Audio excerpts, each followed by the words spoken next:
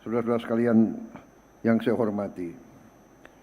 Tentunya kita sebagai insan yang bertakwa tidak henti-hentinya memanjatkan puji syukur kehadirat Tuhan Maha Kuasa, Tuhan Maha Besar, Allah Subhanahu wa taala bagi umat Islam atas segala karunia, atas kesehatan yang masih diberikan kepada kita. Sehingga kita dapat berkumpul pada siang hari ini dalam acara yang menurut pendapat saya cukup bersejarah dan sangat membanggakan, yaitu groundbreaking hilirisasi tahap kedua yang mencakup 13 proyek strategis hilirisasi senilai kurang lebih 116 triliun, meliputi 5 proyek di sektor energi, 5 proyek di sektor mineral, 3 proyek di sektor pertanian. Tadi sudah disebut hilirisasi tahap pertama ada 13 proyek di 13 lokasi dan beberapa saat ini, tahun ini juga kita akan tambah hilirisasi mungkin 6 lagi proyek dan terus menerus akan kita tambah. Mungkin ada tahap keempat, kelima, keenam, insya Allah tahun ini juga. Saudara-saudara, hilirisasi adalah jalan menuju kebangkitan bangsa Indonesia. Yang kita lakukan di banyak bidang dalam tahun pertama pemerintahan yang saya pimpin, yang kita lakukan adalah memperkuat fondasi yang sudah dilakukan oleh presiden-presiden terdahulu, dari mulai presiden pertama sampai ke presiden ke-7. Saya tegaskan di sini, kebangkitan suatu bangsa, nation building, keberhasilan suatu bangsa adalah perjalanan yang jauh, perjalanan yang berat, perjalanan yang tidak ringan.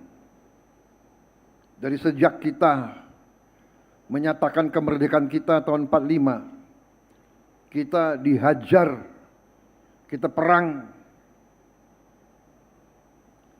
Perangnya tidak main-main. Kita berhadapan dengan negara-negara besar. Kita perang fisik dengan negara-negara besar. Pemenang Perang Dunia Kedua, Inggris, Belanda. Habis itu terjadi perang ideologi yang maha dahsyat. Kita menjadi ajang salah satu. 2 ideologi besar, komunisme lawan kapitalisme. Kita berada di tengah. Kita kena dampaknya. Saudara-saudara sekalian, dalam bumi kita di abad ke-20 dan ke-21 ini, bumi sudah semakin kecil oleh teknologi. Apa yang terjadi di belahan jauh bumi kita berpengaruh kepada kita. Kita tidak ikut-ikut. Apa yang terjadi di Ukraina berpengaruh kepada kita. Terjadi perang di Ukraina berpengaruh kepada harga jagung, harga gandum, harga minyak. Apalagi perang lagi di Gaza, apalagi perang lagi di Teluk Persia.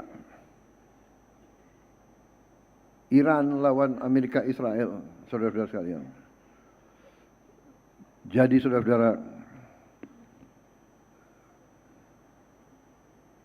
ini menandai bahwa kebangkitan suatu bangsa perlu suatu kerja keras, kesinambungan, dan terutama untuk kesekian kali lagi saya menyampaikan keyakinan saya dari apa yang saya pelajari dari sejarah perkembangan dunia. Satu-satunya jalan menuju kebangkitan suatu bangsa yang berhasil adalah nasionalisme, adalah cinta tanah air, adalah persatuan nasional. Dan hal ini difahami, dimengerti oleh negara-negara besar,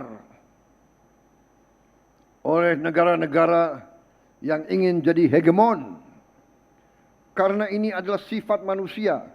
Semakin besar, semakin kuat, semakin ingin dominasi, semakin ingin menguasai. Saudara-saudara. Dan apa yang ingin dikuasai? Yang ingin dikuasai adalah kekayaan, resources.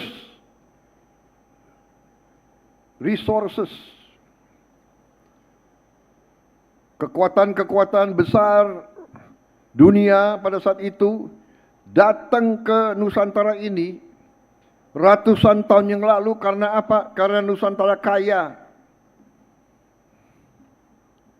Mereka datang ke sini mencari dan ingin menguasai kekayaan. Ingin menguasai. Dari mana mereka kuasai? Dari menguasai rantai perdagangan dan menguasai fisik sumber-sumber kekayaan tersebut.